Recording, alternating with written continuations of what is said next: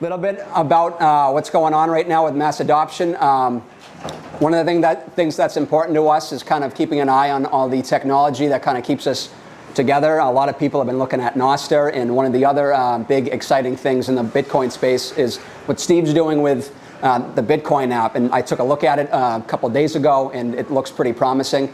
So Steve's going to walk us through his journey as a Bitcoiner, and then tell us about what the app is going to hopefully bring to the community and what it can do to help us stay together and overcome fiat. So, Steve, cool. Thank Great. you. Yeah, thank you. Thank you. So, first of all, thank you so much, and thank you to all of you for welcoming me here, and to Jeff. I'm going to start with just a foundational thing. I'm not a professional speaker.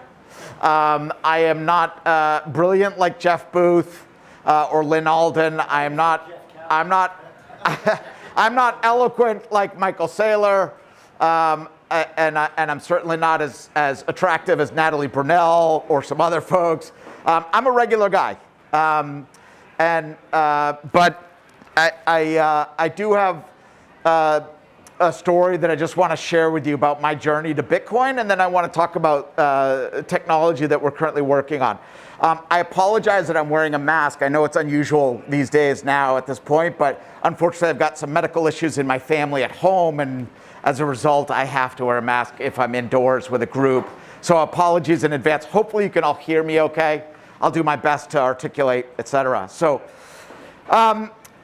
all that being said, I am Steve Schechter. I'm a local guy. I live currently in Needham.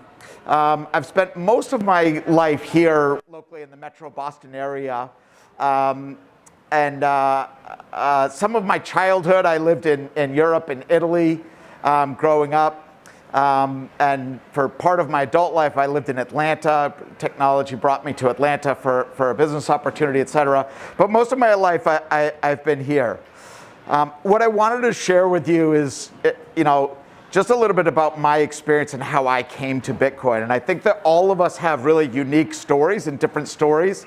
But it's important that we all continue to recognize that we're all really, really different. And we're not all kind of the same mindset. We don't all come to Bitcoin with the same experience and background, et cetera. I'm not, unlike many Bitcoiners, I'm not like a huge capitalist anarchist. I believe in many of the values of libertarians in terms of the importance of personal sovereignty and personal freedom and property rights and all of those same values that I'm sure many of us here believe in. But I'm a progressive, which is different, So I share that because it's really important that we as Bitcoiners continue to remind ourselves that we all come to Bitcoin from many different life experiences, many different sort of political ideologies, et cetera, and that Bitcoin is not a monolith of one group of people, and that we all continue to embrace people from lots of different backgrounds and experiences, et cetera. So a little bit about my backstory. I've been a technology entrepreneur since the age of 25. I'm now 53 years old. At the age of 25, I somehow stumbled into the internet. It was 1995, and the earliest days of what we now probably call Web 1. And always had a very entrepreneurial spirit, which came from my mother, who was a strong woman and entrepreneur herself, instilled certain values of working hard and creating things for yourself. And so I always had this entrepreneurial spirit. And in 1995, I was introduced to another entrepreneur who was starting an online exchange. And that concept was completely foreign, I think, to 99.9% of people. Probably similar to how Bitcoin is foreign to so many people, certainly a few years ago. But I jumped into this, and I just started to study and learn about the internet in the earliest days of the internet. And much like the way we probably think of Bitcoin today, The internet was incredibly clumsy. Those of you that are older remember things like modems, dial-up modems, going to Best Buy or to a store to buy a modem and connecting it, et cetera. It was not an elegant solution that just connected to the internet. We started actually at a C prompt, and that's where I began my journey.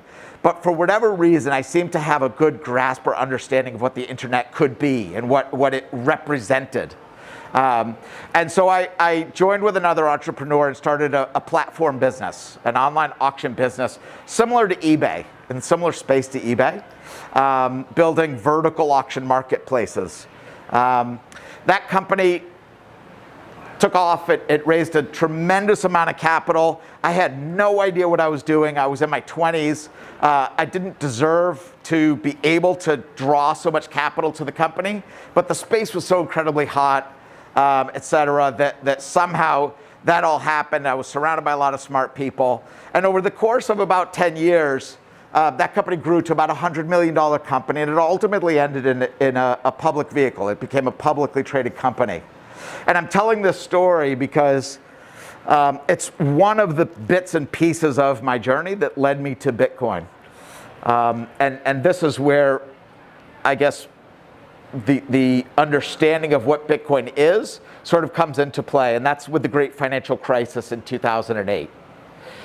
So in 2008, and for those of you that are older, you've lived through the great financial crisis. In 2008, I was a young person in my 30s. I was worth 8 figures.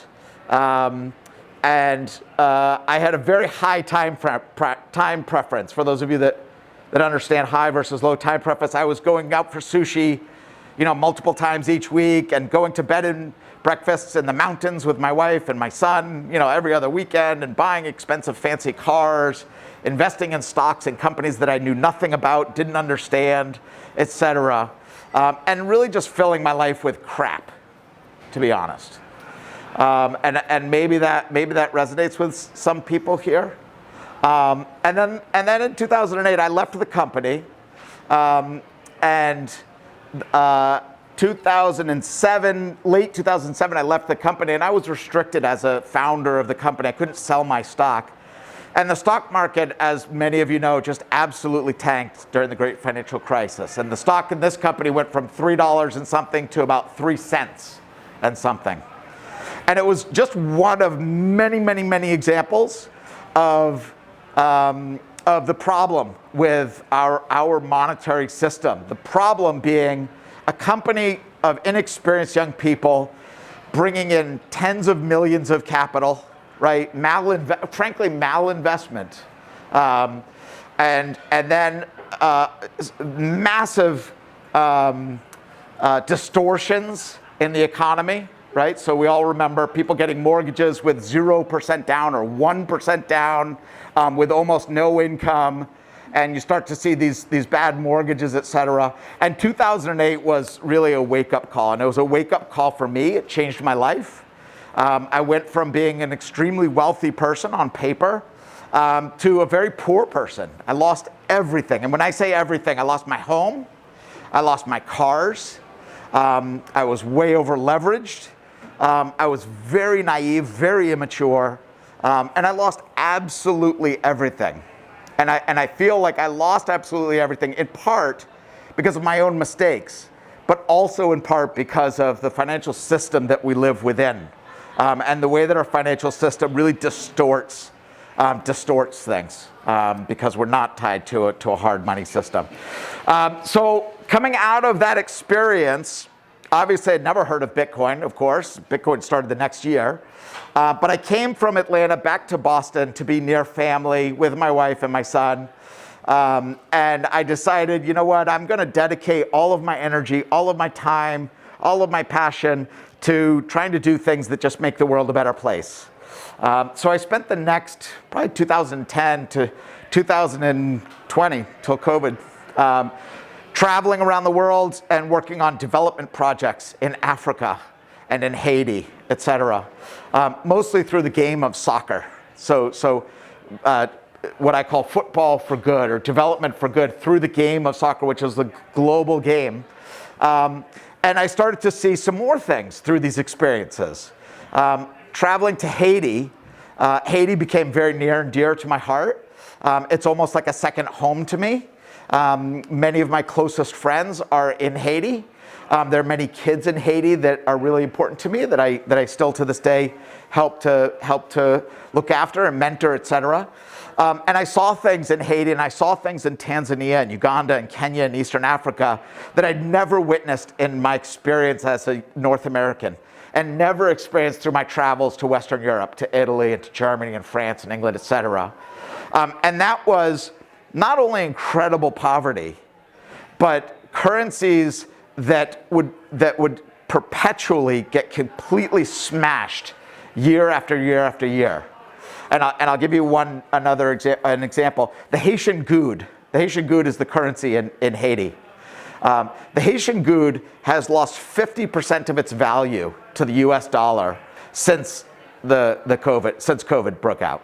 50% of its value to the US dollar. It's lost 80% of its value to the dollar since 2001, the dot-com bubble.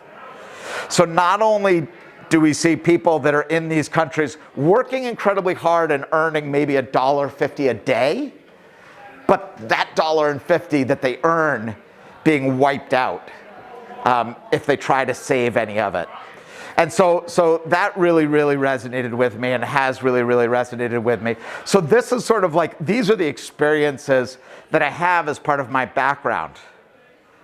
Then in 2020, the pandemic hits, and I overhear, I'd heard of Bitcoin, but never was smart enough to like dig into it. It just sort of flew past me.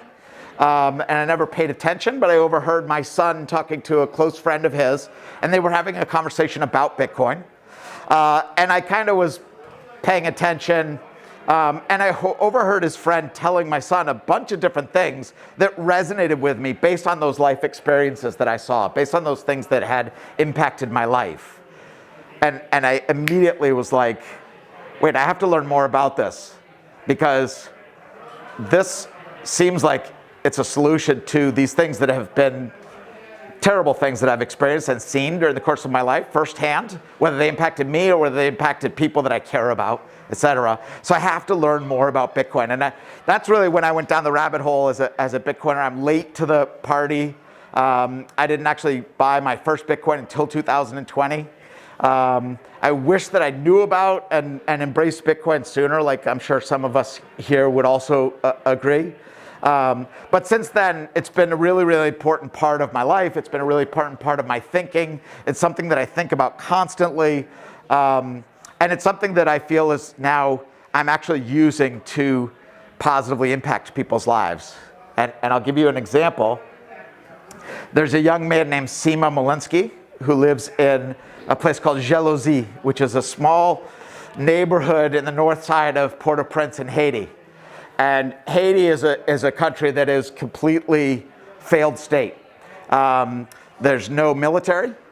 The police have laid down their guns and joined gangs.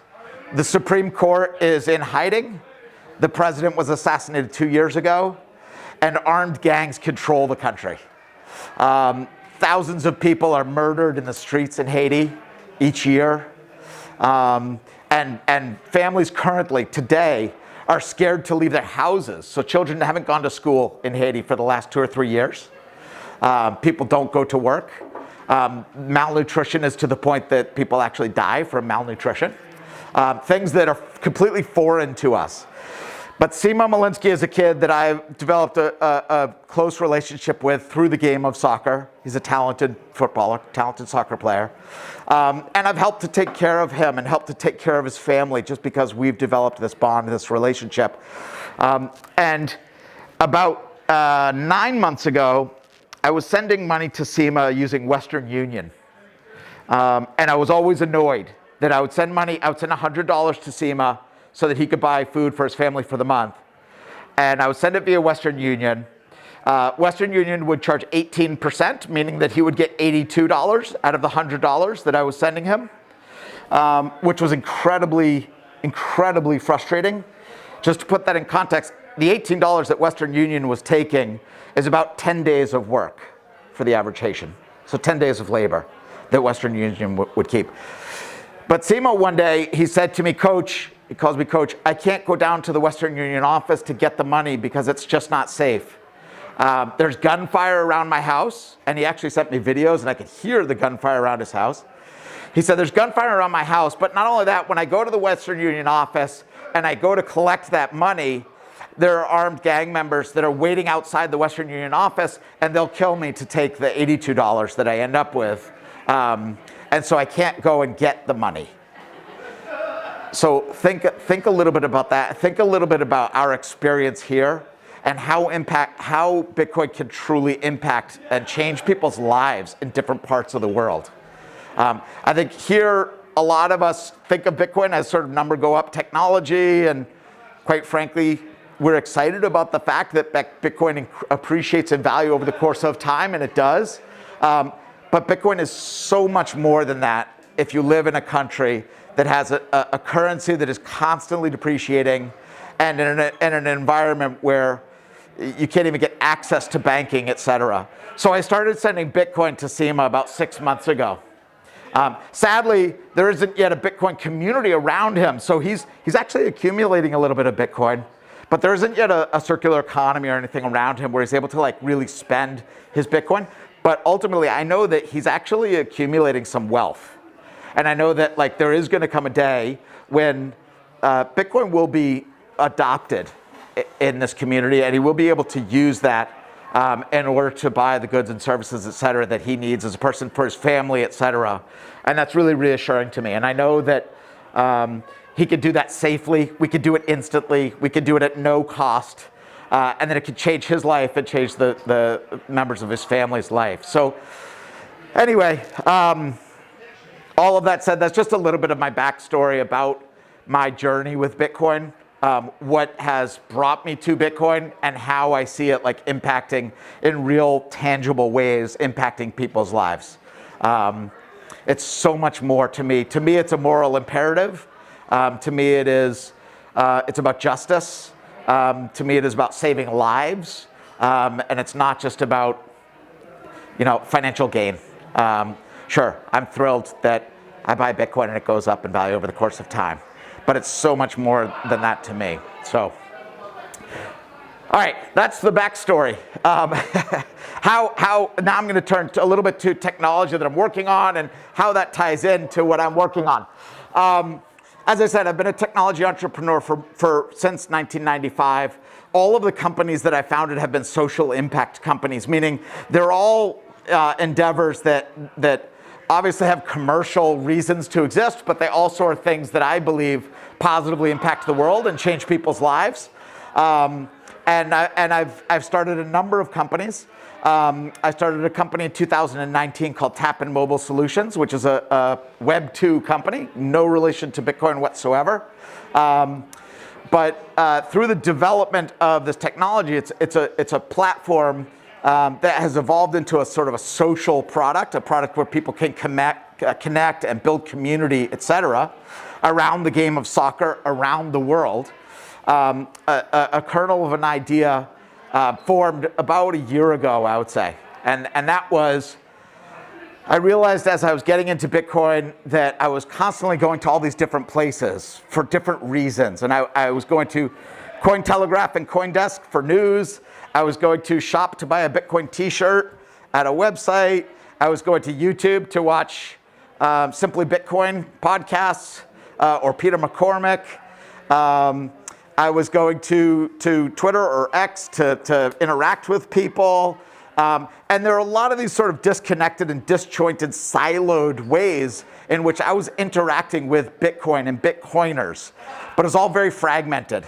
And a light bulb went off, and I recognized about a year ago that what my company was building really lends itself extremely well to Bitcoin. And what we have built is what I call a social vertical platform.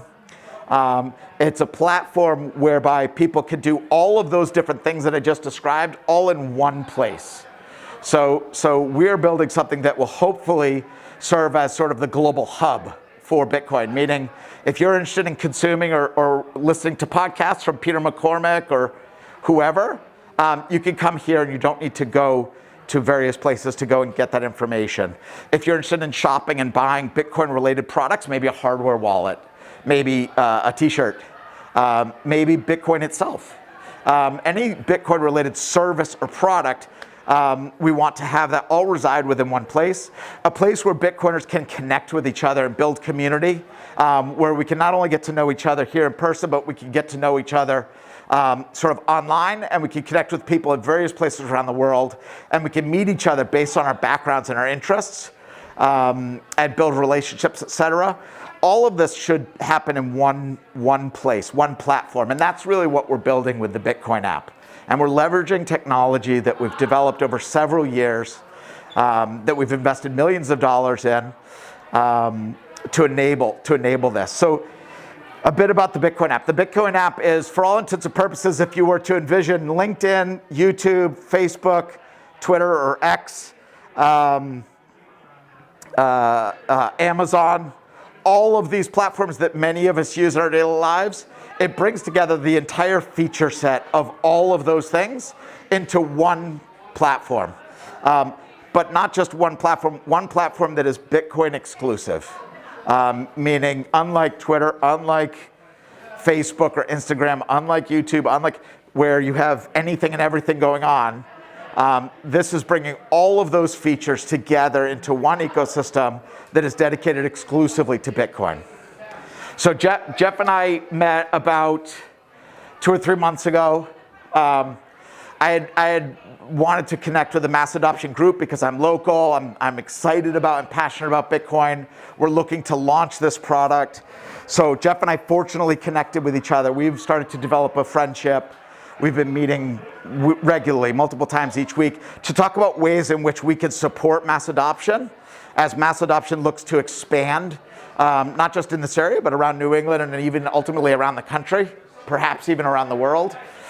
Ways in which we can support that, we can help to provide the infrastructure to facilitate that, but also ways in which mass adoption can help to drive growth of the Bitcoin app. And ultimately, at the end of the day, I think our goals are really synergistic. Our goals are trying to bring new people into Bitcoin, trying to provide them with one place that they can learn, they can connect, they can exchange value with each other, whether it be through the sale of goods and services, et cetera, or content, et cetera.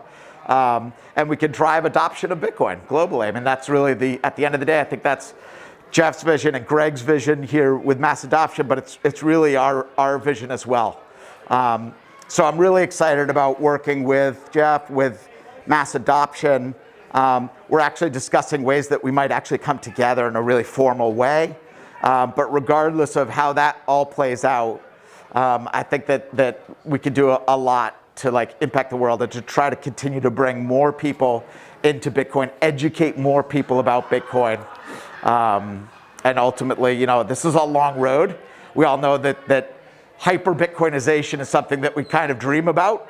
And it may be 20 years away. It might be 50 years away.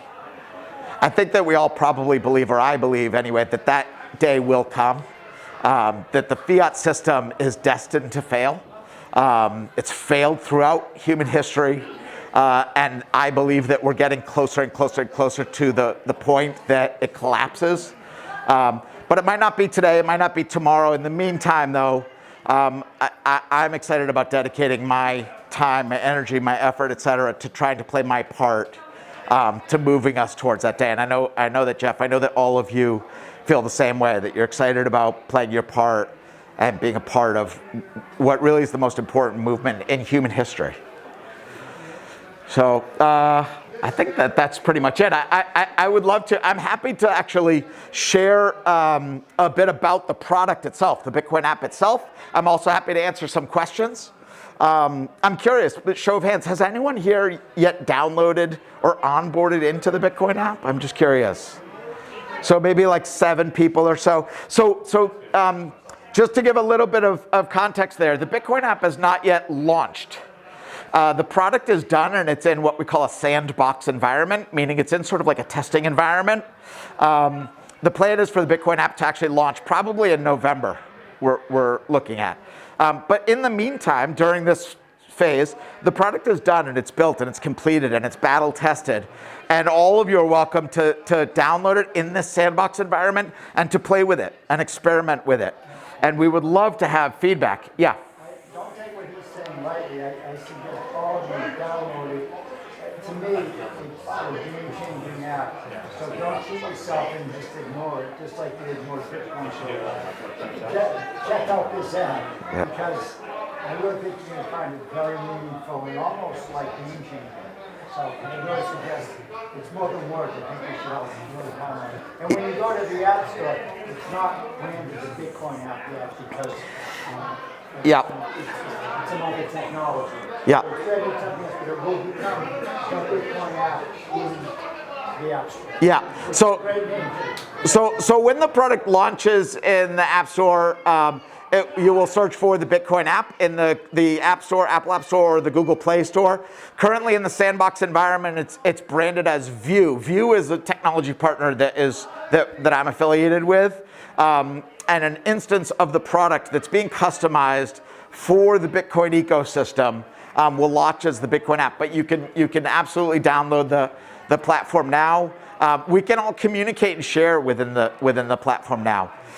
Just to give you an idea of some of the things that you can do in the Bitcoin app, you'll have the ability to onboard, and to whatever extent you want to, you could share all kinds of information about yourself.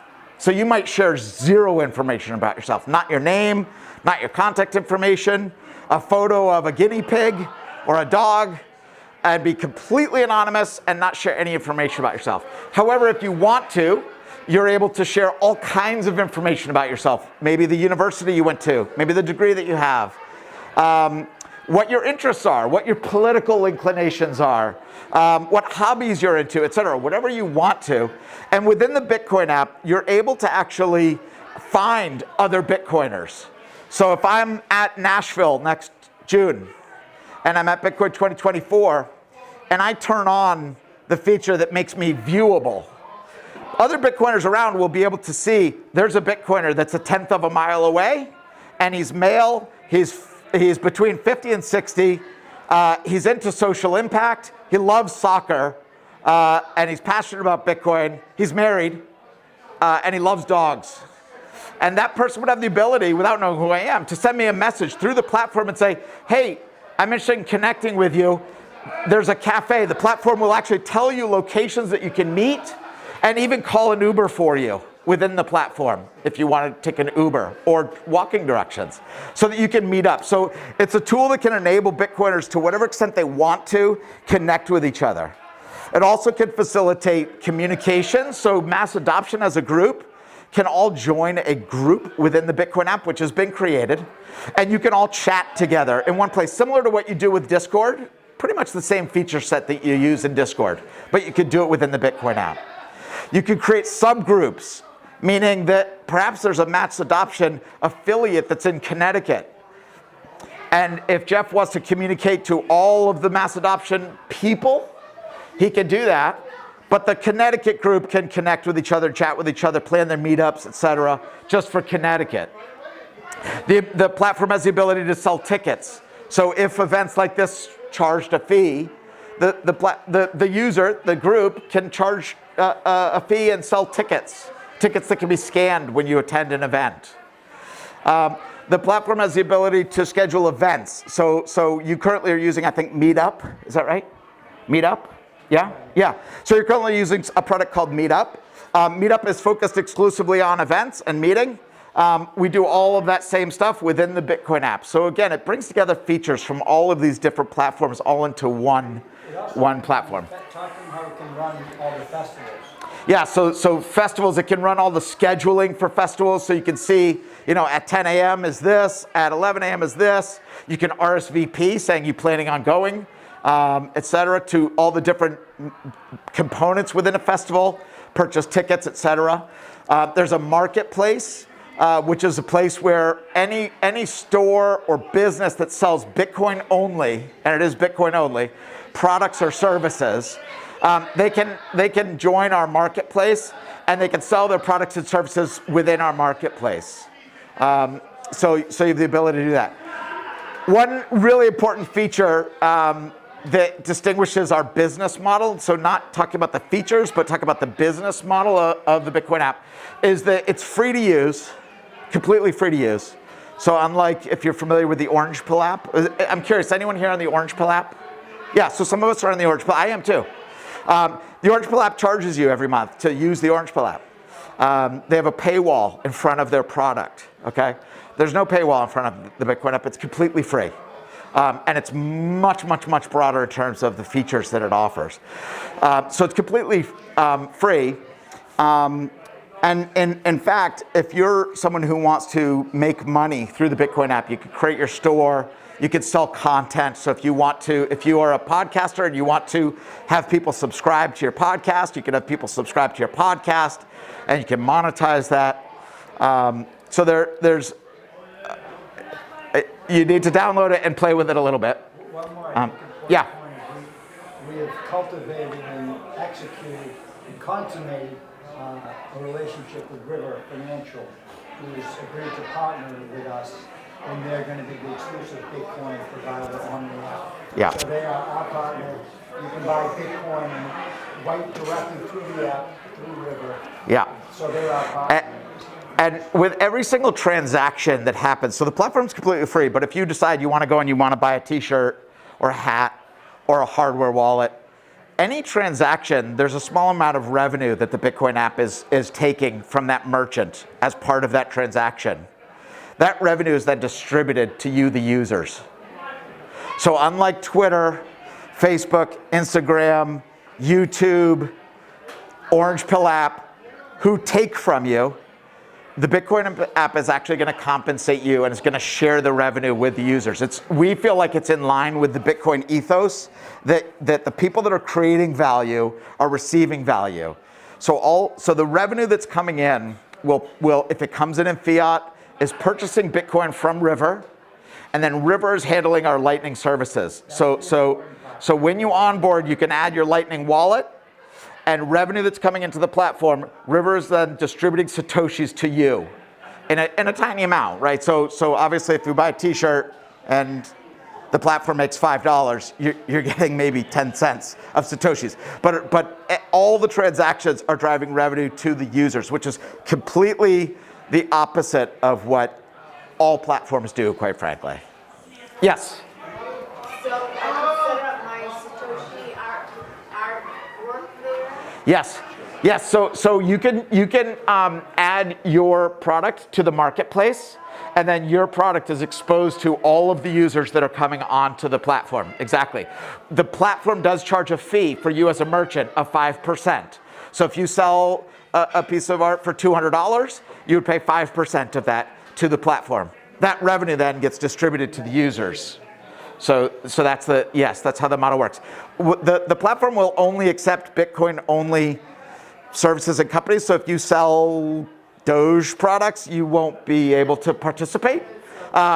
So it is only Bitcoin, and every single merchant or service that comes onto the platform has to be vetted by us to ensure that they are not shitcoiners, basically. Yes. Can we expect a Nostr integration anytime? Yeah, so good question. So the question was Nostr integration. So our company is not yet running on Nostr. It's absolutely part of the roadmap. We have devs that are around us that have expertise in this area through another partnership, and it's absolutely part of the long-term roadmap. Currently, it's not on Nostr, but yes, that is the vision. Yes. So when I hear centralized location, I worry about censorship. Who will be censoring and deciding what goes in and what goes out? Yeah, so this is a very fair question, a very important question. This is centralized from the standpoint of it is a company If a company wants to sell their products and services on the platform and we determine that they are selling Doge or Cardano or Ethereum products or whatever, we aren't going to admit them into the platform. So that may be offensive to some Bitcoiners, and I understand that. I'm sensitive to that. That is the reality of the model, though. It is a Bitcoin-only platform. The communications between users are fully encrypted. So you may be chatting with you, and we don't have any visibility into that. So from that standpoint, there's like that security model in place, like with the technology. But yes, there is centralization. It is not running on Nostr. It is a company, and the company will make decisions about not allowing non-Bitcoin products and services to be in the platform. For example, like in a podcast, right? Yeah. So yes. Unfortunately, so again, this may be offensive to some of you, but podcasts that are currently on the platform are like Simply Bitcoin, right? Peter McCormick, like they are Bitcoin-only podcasts, and if someone wants to add their podcast, we are going to look at it as a company, and if we determine that they are a crypto podcast, and maybe they spend a lot of their time talking about Bitcoin, but they also spend a lot of time talking about Arbitrum or whatever, then they're not going to be included. Again, yeah, I want to be transparent on that. So, yes. So what are you going to do with moderation? Because, in the United States, people can post threats and harassment and stuff like this. And obviously, like Twitter and all of this stuff, they have like moderation teams, which is why they actually have to start charging. Because if people start throwing up like bots and stuff, right? You have all of these bots that can just swarm your app. Sorry, I'm having a hard, because there's noise behind me. Sorry, there's noise behind me. It's fine. So you can have bots and other things that just swarm with like illegal content and stuff like that. So you actually need a moderator to moderate the app. That's like the costly overhead. Yeah. When you have like an open, environment that anybody from any country can just go on and post. Yeah. So the system has a system that is very similar to X in terms of like reporting things.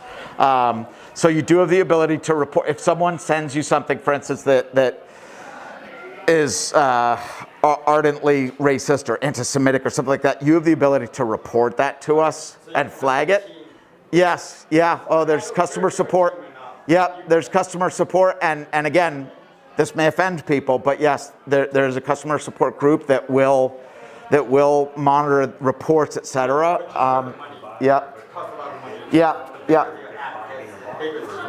True. Yeah. That's true. Yes. Sorry, how do you guys make money?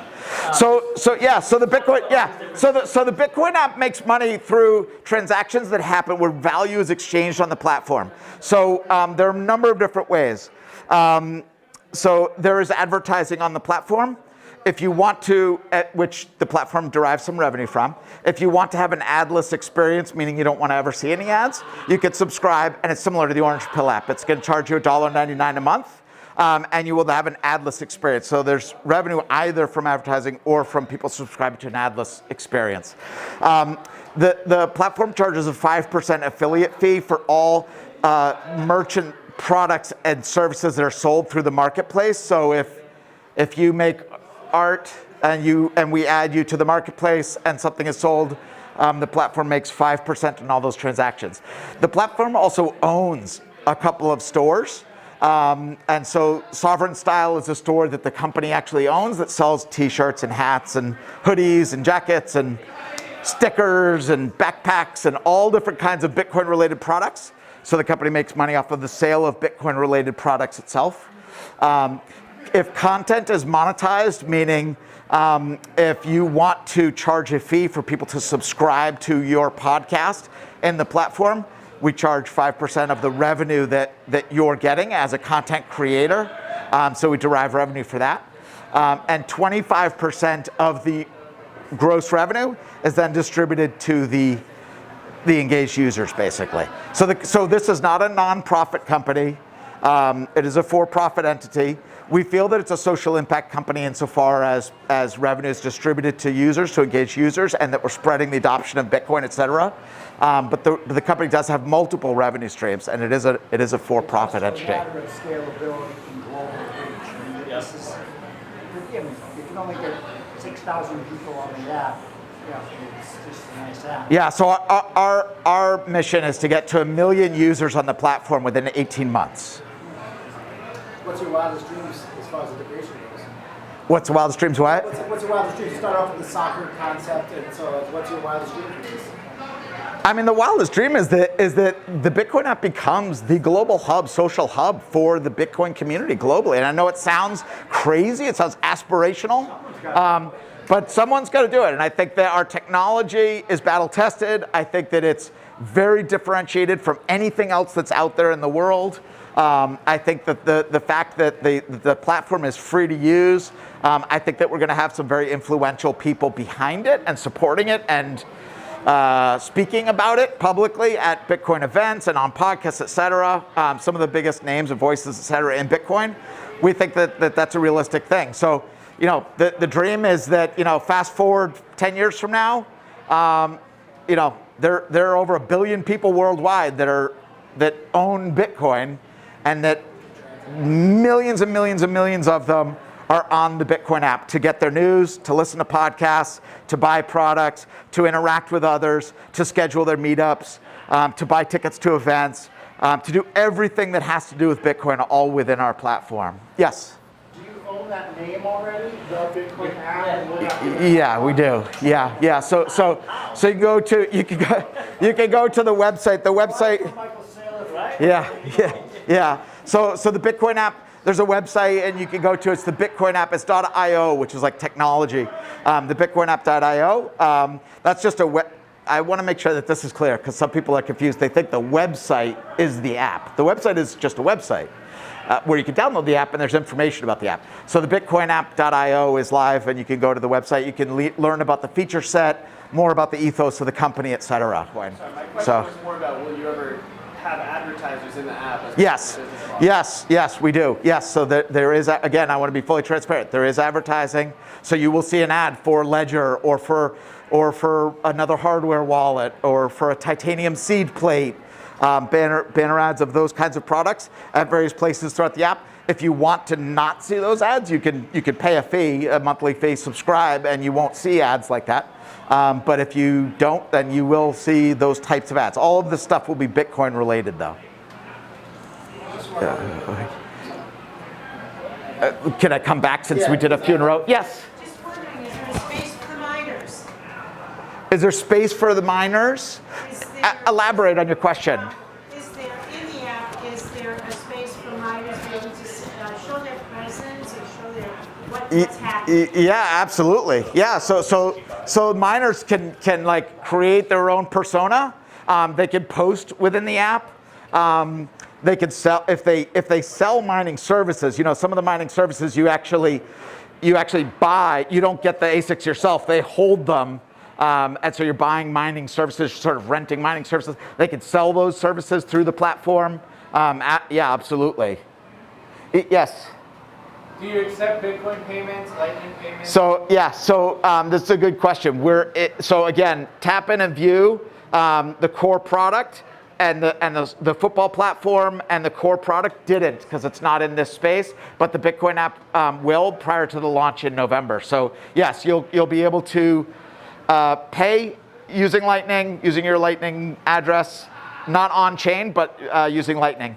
And if you are a content provider that charges for your content, you'll be able to receive Bitcoin as well. Yeah. Sorry, back to you. Just kind of on the whole idea of transactions and everything, are you going to have enabled a way for like a tax report at the end of the year? I sent sats, these sats. So River is managing all of our Bitcoin services. So River does require KYC. It's part of their business practice. They're a US-based company that's regulated. I'm curious, does anyone here use River or bought Bitcoin from River? So like a quarter of people roughly. So as a River customer, you're required to KYC. I think that Swan KYCs too. So yes, the answer is yes. And they're managing all of the Bitcoin financial services. So we're basically the shell around that. So yes. Yes. You can be anonymous in the sense that you don't share information about yourself. Correct. Platform, but you KYC to get on. Yes, but we aren't KYCing you. Yeah. River is KYCing you. That's only if you were going to purchase Bitcoin, perhaps? Is it like, or even transact? No. So River has told us that if you're receiving the distributions from the revenue and it is over a certain volume, they require you to KYC. If it's, and I don't know what this amount is, I can't recall. But if it's under, I can't remember what it is. If it's under a certain amount, then they don't require it. But yes, so the revenue that's coming into the platform that's being distributed, if you've added your Bitcoin Lightning wallet, River is going to require you to KYC in order to receive your Satoshis. Yeah. Yeah. Could I just say that Stripe could add cash to, and it ends up being Bitcoin on the other end, and there's no tax event because you're sending cash. Cash is cash. So you're sending cash. We're taking revenue, purchasing Bitcoin from River. River is then distributing that Bitcoin to our users via Lightning. If somebody wants to buy my art from, Yeah, they can use a credit. Well, they will be interacting with you. They aren't even interacting with us. So you're in our marketplace. And if I go to the marketplace, there are categories. I could choose apparel, I could choose nodes, I could choose mining equipment, I could choose hardware, and art. So if they choose art, and it's not a tax event. okay. But they're interacting with you. In other words, when someone is purchasing your art, they're not purchasing from us and us distributing funds to you. You're directly interacting with that customer. I assume. Do you currently sell your art so that you accept Lightning payments for your art? Yes. Yeah. But if I'm buying something, I'm buying with Stripe with cash, so there's no cash in it. Yeah. No Bitcoin tax. Yeah. Okay. Yeah. If the buyer and the seller are doing their own transaction, how are you getting your 5% of it? Through an affiliate link.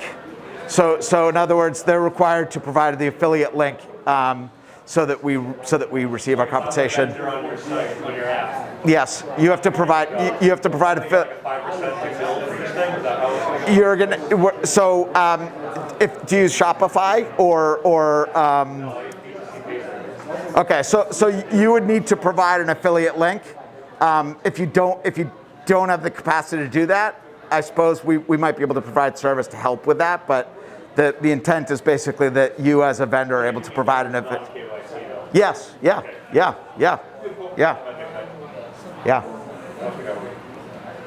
Any other questions?